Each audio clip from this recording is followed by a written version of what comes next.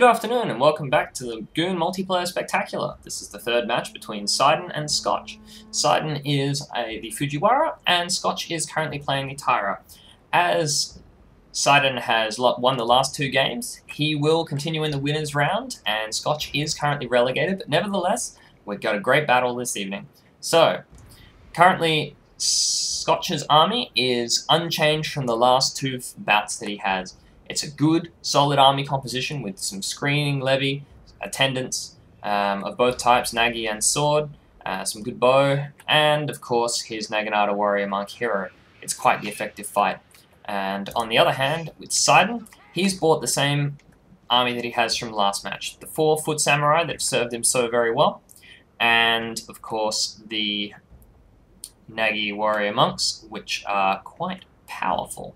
So he's gone very elite again, which is, of course, always a good way to play. Now, you may be noticing this isn't the map that they're supposed to play for the third match, and this is, in fact, correct. There are 3 maps, if I recall, all of which are about 2 characters different, Chigoku and a few others, and so it's tricky to get the right map. Now, since this doesn't make any difference, because the match has already been won, I'm going to allow it as, once again, no actual impact to it.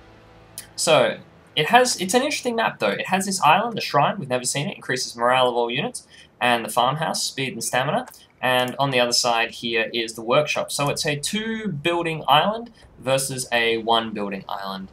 Now, obviously, you don't want to concede the 2-building island, so it tends to be a lot of fighting over these 2 buildings.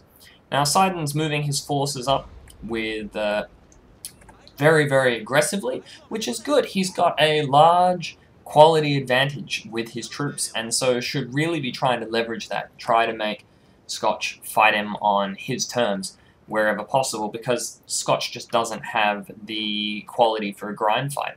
But at the same time, Scotch has the numbers, which means that if he can envelop Sydin's army, hit it from multiple sides, isolate pockets of it, and eat a piecemeal, he'll manage to win that. So it's be interesting to see how this all turns out. So right now, he's just putting shots into the units that are trying to seize the farmhouse, and that's absolutely what he should be doing.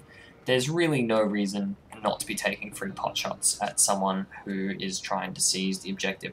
Now the farmhouse has been taken, and the workshop has been taken. So ideally, he'll recall those Naginata attendants, although I believe they stay out of the fight while there's this skirmishing going on.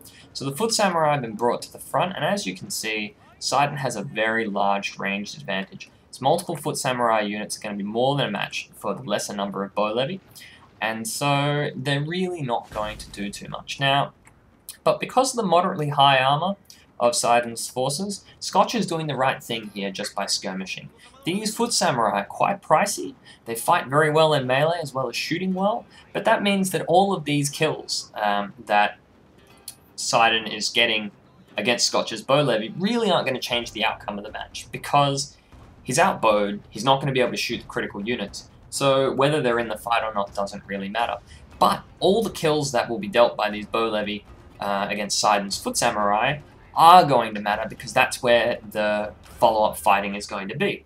So that's quite important, and he gets quite a few kills. Now, admittedly, 20 foot samurai down for 2 bow levy isn't a fantastic trade. He probably would have been better off bringing the straight troops, but then again, maybe not.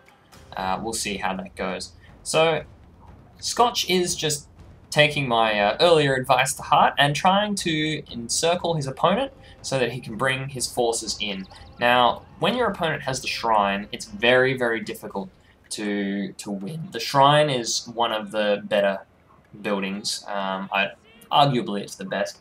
And when combined with the farmhouse, it's absolutely ludicrous, because your troops don't tire in combat, they move faster, so you get your reinforcements in place quicker. Because they're not tiring, they don't get the morale penalties or the fighting penalties, and they've got the extra morale to hold on against ridiculous odds. So you really need to kill the enemy general. If that becomes your #1 priority if they have the shrine, because their morale with their general alive is the same as their morale with the general dead with the shrine. So you can't let those two come together. Now here's a full frontal attack, and as we can see, the Nagi warrior monks, the sword attendants are just very poor charging over water. In fact, everyone's pretty poor charging over water. You lose a lot of speed, and so you don't have a lot of impact in your charge. And that just means that you just don't get the kills. And for something like sword attendants who are all about their charge, that's absolutely devastating. So the bows on this side have routed, but the other ones have come back. So he's just throwing them in to add bulk. Basically, they're there to just slow down his opponents. Now, the it's a Naginata Warrior Monk fight, and it's about even, although that Warcry hasn't been hit yet. So, bringing in a large number of troops on this flank here. So, once again, the two-flank approach. So, we'll see how this goes. He's just going to try to encapsulate this little bubble and eat it piecemeal. Warcry has gone off, which is going to be good for those. Now, over here, Sword Attendants, they've got the poor charge off. They are currently holding firm, which is essential.